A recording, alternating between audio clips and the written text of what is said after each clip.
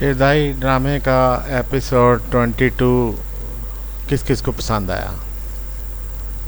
मुझे तो बहुत पसंद आया, ख़ास तौर पर आखिरी सीन जिसमें अली और मिराल को एक बार फिर एक दूसरे के करीब आते हुए दिखाया गया इमोशनली। और इसमें मिराल ने पहल की है। अली खान कहता है कि तुम अपने दिलो दिमाग में उलझी हुई हो, तुम दिल का साथ क्यों नहीं देती। कहता मैंने सोने से पहले ये महसूस कर लिया था कि तुम दिलो दिमाग की कश्मकश में मुब्तला हो। तुम्हारा दिल कहता है कि मुझे बुलाओ, मेरे साथ प्यार करो, लेकिन तुम्हारा दिमाग कहता है कि नहीं। तो मिराल बाहर खामोश रहती है और बात इस तरफ रुख इख्तियार कर लेती है। वो कहता है कि अगर तुम मुझसे इतनी नफरत खाती तो मुझ पे ब्लैंकेट क्यों दिया रात को, मुझे सर्दी ठटरने देती, मरने देती। तो कहती कि इतनी आसानी से नहीं मरने दूंगी। बहरहाल ये तो आखिरी सीन है। पहला सीन इसका बड़ा मज़ेदार था। हम समझते थे कि शायद कोई पॉजिटिव बात होने लगी है, लेकिन जब मिराल ने अपनी दादी को या नानी को मुंह पर जवाब दिए तो हमें लगा कि नहीं, मिराल को भी गुस्सा है और वो इतनी आसानी से मानने वाले नहीं। बहरहाल नानी या दादी ने घर के सारे नौकरों को जमा करके उन्हें बताया कि ये तुम्हारी मालकिन है असल, और मैं भी अगर हुक्म दूँ तो इससे पूछ के तुम लोगों ने मानना। तो इस तरह उसको सारा इंट्रोडक्शन मिल जाता है और उसको इख्तियारात दिए जाते हैं और नौकरों को कहा जाता है कि ये अतिया की बेटी है, जो इस घर की पहले बेटी थी, तो ये इस घर की मालिक है, असल मालिक है। और चाबी भी अतिया के कमरे की वो उसे हवाले कर देती है बड़ी बेगम यानी दादी। तो मिराल को चाबी लेने में छीनने का सी कैफियत दिखाई गई है, लेकिन वो एकदम से चाबी लेकर भागती हुई ऊपर वाली मंजिल पर चले जाती है जहाँ अतिया का कमरा है, और उसे समझ नहीं लग रही कमरा किस तरफ है। और वो घर की सर्वेंट उसे पॉइंट आउट करती है कमरा इस तरफ है और ये इस तरह मिराल बेचैनी से अपने मामा के कमरे में दाखिल होती है और उस स्मेल को, उस खुशबू को महसूस करती है। हमें यही बताया गया कि कमरा 25 साल से बंद है, लेकिन बहरहाल हमें कमरे की उससे लगता है, आब हवा से लगता है और शक्ल सूरत से लगता है कि 25 साल से बंद नहीं है। तो फिर भी ये डायरेक्शन के फ्लॉज होते हैं, फॉल्ट्स हो सकते हैं, लेकिन बाज़ दफ़ा डायरेक्टर्स इतना ओरिजिनल नहीं होना चाहते। वो बस लफ्ज़ों की हद तक बात करते हैं, बता देते हैं, और उसके बाद सूरजमुखी के फूल भी वो ताज़ा ही दिखाएंगे, 25 साल पहले वाले नहीं दिखाएंगे। तो हो नहीं सकते। कुछ चीज़ें डिके हो जाती हैं, अपने आप हो जाती हैं, चाहे उन्हें जितना मर्जी हाथों के लम्ब से बचा कर रखा जाए। तो मिराल बहरहाल अपने मामा के कमरे में दाखिल होती है और हर एक चीज़ को महसूस करने की कोशिश करती है। कमरे के अंदर मौजूद 25 साल पहले वाली ज़िंदगी को महसूस करने लगती है।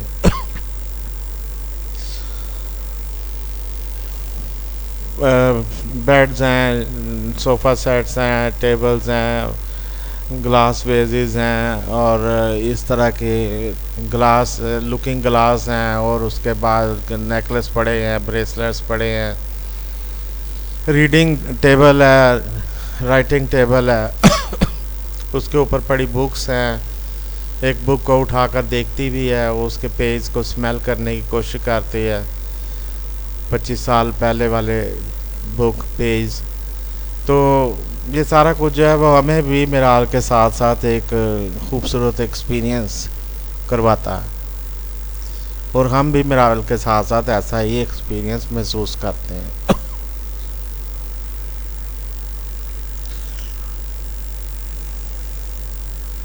तो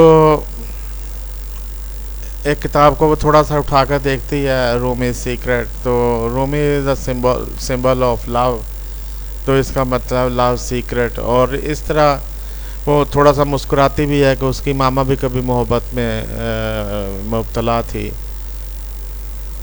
और कभी वो भी जवान थी और उसके जज्बात भी जवान थे। तो ये सारा चीज़ें वो एक्सपीरियंस करती है, और उसके बाद वो दूसरी बुक्स भी देखती है। वहीं से उसे टेबल के ड्रार में कुछ पुराने गिफ्ट्स मिलते हैं, तोहफे मिलते हैं, और वो उनको खोल कर देखती है। हल्के फुल्के से तोहफे होते हैं, लेकिन बड़े संभाल के रखे होते हैं, दिल से लगा के रखे होते हैं। उसके बाद एक डायरी मिलती है, और डायरी में से एक ख़त मिलता है, और वो पढ़ने लगते हैं और रोने लगते हैं। और उसके बाद वो दादी और अली खान के पास जाते हैं कि वो उन्हें कभी माफ़ नहीं करेगी, और ख़्यालों में बैठ के वो अपनी माँ से वादा भी करती है कि मैं इनसे एक एक आंसू का हिसाब लूँगी। तो इस तरह हम देखते हैं कि इस एपिसोड में वाक़यात इतने ज़्यादा नहीं हुए, ज़्यादातर चीज़ें एहसासात और जज्बात की हद तक रही हैं, ख़यालात की हद तक रही हैं, तसव्वुरात की हद तक रही हैं, एस्थेटिक्स की हद तक रही हैं, लेकिन एक्चुअली टेक प्लेस नहीं की। तो ये जो एपिसोड है, ये सारा हम देखते हैं कि कुछ मेमोरीज़ पर मबनी है, लेकिन एपिसोड 21 की तरह 22 भी डायरेक्शन का एक आला शाहकार है। डायरेक्टर्स ने इतना स्लो चलाया है इस प्रोसेस को, मेमोरीज़ के प्रोसेस को, इतना डिटेल से कि रीडर इसमें गुम हो जाए, व्यूअर इसमें गुम हो जाए। तो उसमें वो कामयाब रहे हैं। पूरे एपिसोड में उन्होंने मेमोरीज़ और इस तरह की चीज़ें दिखाई हैं, यादें दिखाई हैं। पहले वो अपने मामा की यादें अकेले बैठ के, और उसके बाद अली की यादें वो शाम रात के वक्त जब उसको ब्लैंकेट थमाती है। तो ये सारा कुछ दिखाने का मकसद ये होता है कि व्यूअर को कैच किया जाए, और वो व्यूअर को इन्वॉल्व किया जाए, और उसे इमोशनली इस ड्रामे के करीब किया जाए, ताकि वो अगली किस्त का इंतज़ार करे, और ताकि वो इस ड्रामे में अपने आप को एक करैक्टर महसूस करते हुए, सोचता समझता और महसूस करता हुआ नज़र आए। तो इसमें डायरेक्टर काफ़ी कामयाब हुए हैं। डायरेक्टर ने डायरेक्टर से जो कोलैबोरेशन की है, I think they both are successful, और उन्होंने एक्टर से, आर्टिस्ट से काम अच्छा लिया, और हम वाकई we feel getting involved in their past and in their memories and in their feelings especially, and we feel tears in our eyes with the tears in the eyes of actors। तो हम ऐसा emotionally उनके साथ involve होता हुआ अपने आप को महसूस भी करते हैं।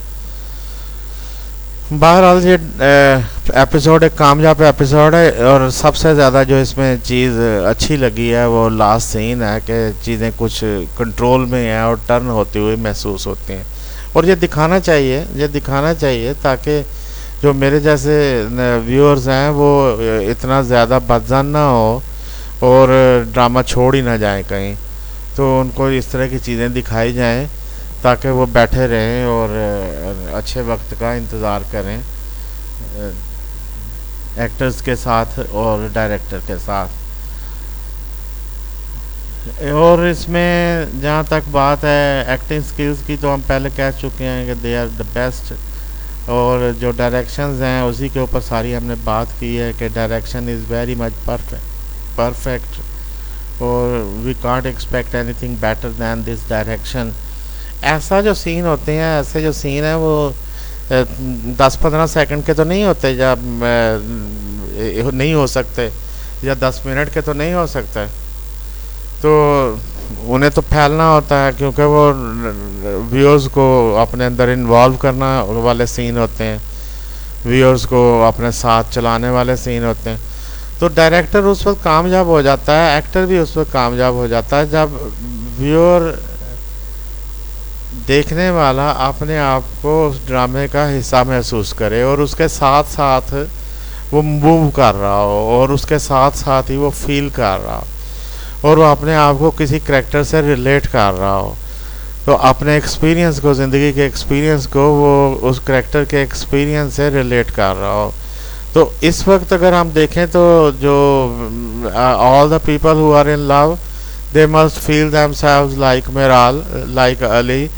और ये जो बिहेवियर हमें अनटूवर्ड बिहेवियर ड्रामों में दिखाया जाता है कि मर्द जो है वो बर्दाश्त करता है और वो औरत के दिल में मोहब्बत पैदा होने का इंतज़ार करता है। तो ये भी एक अप्रोच है मोहब्बत की तरफ, न्यू अप्रोच है, अच्छी अप्रोच है, इसमें कुछ पॉजिटिविटी भी है। और वो ये है कि मर्द ये सब कर सकता है और वेट कर सकता है, तो जल्दी डिसीजन लेने के बजाय वो इंतज़ार करे और औरत के दिल में मोहब्बत पैदा होने का मौका दे उसे। तो अच्छा होता भी है, ऐसा ड्रामा में दिखाया भी गया कि हाँ in the end the women start feeling love for the centre character. अब इसमें भी मिराल जो है वो अगर अली खान उसको पहले दिन ही मार भगाता तो अब मिराल इस लेवल पर तो ना आती। तो अगर ज़बरदस्ती करता या इस तरह को काम करता तो वो ज़ाहिर है और ज़्यादा नफरत करती।